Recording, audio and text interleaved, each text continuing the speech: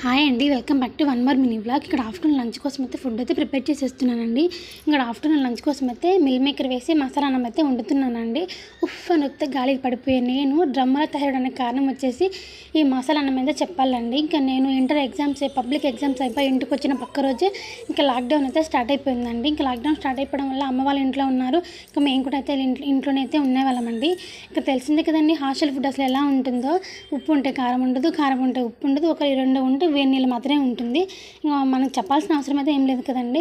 ఇంకా దానివల్ల అలాగే పబ్లిక్ ఎగ్జామ్స్ వల్ల బాగా స్ట్రెస్ అయ్యి బాగా సన్నగా అయిపోయానండి. సరిగ్గా తినక ఇంకా అలా చాలా సన్నగా అయితే అయిపోయానండి. ఇంకా అమ్మ వాళ్ళైతే ఇంటికి ఎలాగా వచ్చాను కదా అనేసి మంచిగా టేస్టీగా ఫుడ్ అయితే వండి పెట్టేసేదండి. ఆ టేస్టీ ఫుడ్లో వచ్చేసి ఈ మసాలా అన్నం అయితే వండేదండి. ఇంకా మసాలా అన్నం చికెన్ బాగా వండి పెట్టేసేది, భలే తినేసేదాన్ని అండి. ఇంకా ఈ మసాలా అన్నం వచ్చేసి వేడివేడిగా ఉండేదానికంటే చల్లారిన తర్వాత వేసుకుని తింటే ఇంకా అసలు ఎక్సలెంట్ ఉంటుందండి. ఇంకా ఈ వీడియోకి అయితే ఇంతేనండి. వెళ్తూ లైక్ అండ్ సబ్స్క్రైబ్.